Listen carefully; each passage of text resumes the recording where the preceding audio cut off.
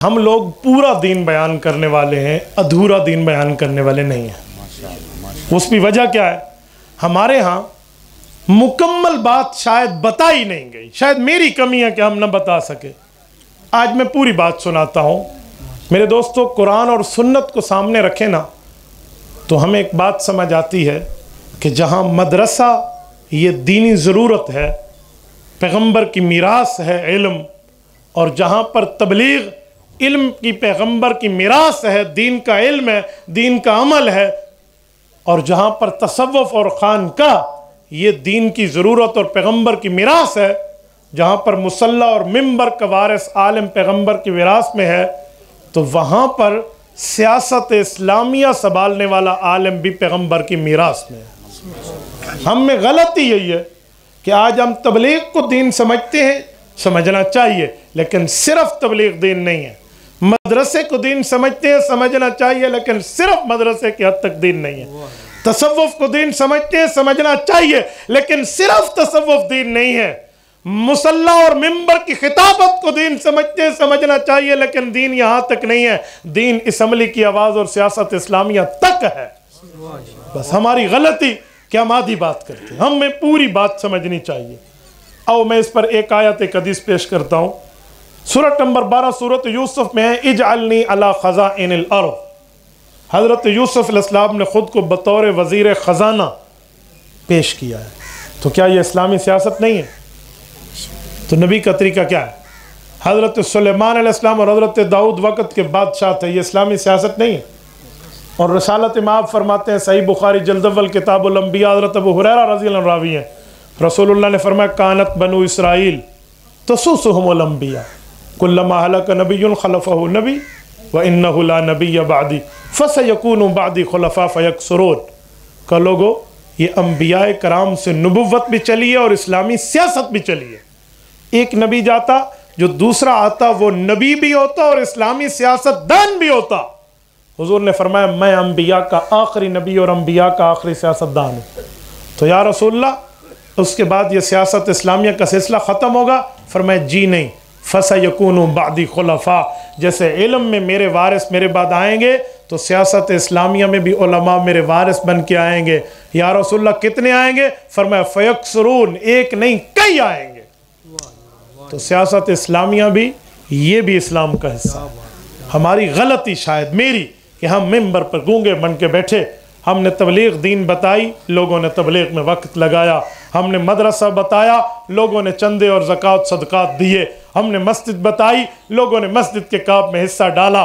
इसी तरह हमने तसव्वुफ़ में, खानका में अल्लाह अल्लाह की ज़रबे दीन समझाए और दलाइल सुनाए, लोगों ने माना। हमने सियासत इस्लामिया पर बात नहीं की, तभी लोग वोट के मसले में जमीयत उलमा के लिए पीछे हो जाते। अगर हम यहाँ भी दीनी सियासत की बात करते तो फिर लोग जमीयत उलमा के साथ होते। हम मुल्तान के बगल में बैठे हैं।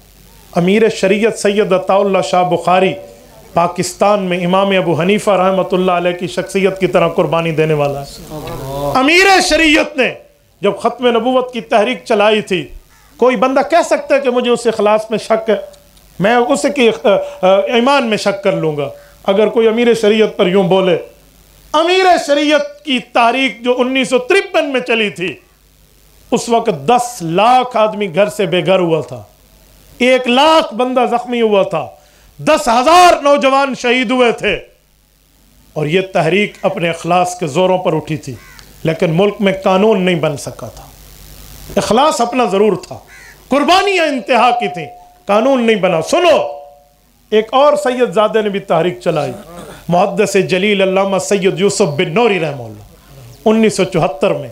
उसके बदले में कानून बन गया। वजह भाई, उस वक़्त जब अताउल्लाह शाह बुखारी तहरीक चला रहे थे तो ख्वाजा नाज़िमुद्दीन पाकिस्तान का वज़ीर आज़म था।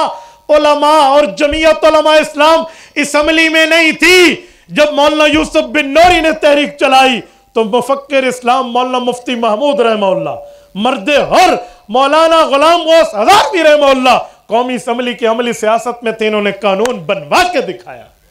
ये है आलिम को अगर आप वहाँ भेजेंगे। हमारे लोग हमें क्या कहते हैं? आप हैरान होंगे, हमें लोग कहते हैं, मुझसे बड़ा गंदला मैदान है सियासत, आप मौलवी बड़े अच्छे हो, दीन की बात सुनाते हो, आपको क्या कहा, आप इधर पड़ गए, मैंने कहा भाई तुझ जैसे जहन वालों ने ये काम खराब किया है कि मौलवी उधर न जाए, वो गंदा मैदान है, तुमने मौलवियों को वहां नहीं भेजा, वो गंदे से गंदा होता गया। तुम उलमा को भेजोगे सब कुछ साफ हो जाएगा, बिल्कुल साफ हो जाएगा मामला, ऐसा कुछ भी नहीं है। और सुनो, जो सियासत इस्लामिया की बात नहीं करता या उनकी तायीद नहीं करता, पूछना तो उससे चाहिए भी तू पैगंबर की मिरास पर क्यों नहीं बोलता। लोग हमसे पूछते हैं भी आप क्यों करते हो। तो मैं अमीर अजीमत मौलाना नवाज शहीद रहमतुल्लाह की जवाब में लफ्ज़ में इन्हें जवाब देता हूँ। हजरत अमीर अजीमत फरमाते थे, सभी ही मुझसे कहते हैं कि रख नीची निगाह अपनी, कोई उनसे नहीं कहता ना निकलो यूं आया होकर। तो भाई हम तो पूरे दिन की बात कर रहे हैं, तबलीग की, तदरीस की, तजवीद की, तसव्वुफ की, खानका की, अल्लाह अल्लाह की और सियासत इस्लामिया की, हम पूरा दिन सुना रहे हैं। और जो मौलवी आधा सुना है उससे पूछो भाई पूरा क्यों नहीं सुना था, उल्टा आपने हमसे पूछना शुरू कर दिया। तो मेरे दोस्तों, इसलिए मैं आपको कहता हूं खुला खुला आपको उलमाए इस्लाम, सियासी उलमा का साथ देना चाहिए। और इस वक्त कोई पूछे कि पूरी दुनिया में वो कौन है जो पैगंबर की सियासी मीरास को संभाले हुए है, तो फिर बुखल न करना, खुला खुला बताना कौन है। वो कायद मिल्लत इस्लामिया मौलाना फजलुर रहमान है। तो मानना पड़ेगा भाई, नहीं मानोगे तो मनवाया जाएगा कि वाकई ऐसा है। मेरे दोस्तों, इस्लामी सियासत के मुताल्लिक उनका किरदार है, आपको अच्छा लगे मान लो, ना अच्छा लगे तब भी आपको मानना होगा। पूरे पाकिस्तान का कोई शेखुल हदीस नहीं है जो मौलाना का मुखालिफ हो, किसी खानका का पीरे तरीकत नहीं है जो मौलाना का मुखालिफ हो, और किसी दारुल इफ्ता का मुफ्ती नहीं है जो मौलाना का मुखालिफ हो। जब लाखों उलमा, फुज़ला, अत्क़िया, अस्फ़िया, मुहद्दिसीन, मुफस्सिरीन, शुयूख़ुल हदीस, पीराने तरीकत उसके पीछे हाथ बांधे खड़े हैं, तो तू अपनी अकल का मातम कर, तुझे क्यों नहीं समझ आ रहा। और मैं उन लोगों को कहता हूं जो हमारे मौलाना को करप्ट कहते हैं। मेरे सूबा खैबर पख्तूनख्वा में 9 साल इस तबाही गवर्नमेंट को हो गए हैं, 5 साल पुराने सूबाई दौर और 4 साल मौजूदा दौर। करप्शन के दावे तो करते हैं, जुर्रत है ना अगर इनमें, इन्होंने मां का दूध पिया है, बोतल का नहीं पिया, अदालत में कायद मिल्लत इस्लामिया पर कोई करप्शन साबित करके दिखा दो। बातें करने पे बैठे हैं, इनसे साबित नहीं होता। और मौलाना की ताकत इतनी है, हमारा सिलेक्टेड वजीर आजम इस्लामाबाद में बैठ के भी हमारे एटमी साइंसदान, हमारा फख्र डॉक्टर अब्दुल कदीर खान, अल्लाह उसकी मगफिरत करे, उसके जनाजे में नहीं गया। बैठ के इस्लामाबाद में मौलाना ने एक अदम एतमाद की छड़ी हिलाई है, चौधरियों के बड़े वहां डेरे पर, वहां सर टेकने गुजरात पहुंच गया। आप इसकी ताकत को नहीं जानते। हमें इसलिए अपनों को कहता हूं कि खुदा के लिए बात करना और सुनना सीखो, कुछ अपने के बारे में भी देखो। अगर ये लोग और जमीयत की ताकत और असम्बली में मौजूद न होती और ये सियासी उलमा न होते, हम दाढ़ी पगड़ी के साथ यूं खुलेआम बैठे बात न कर रहे होते।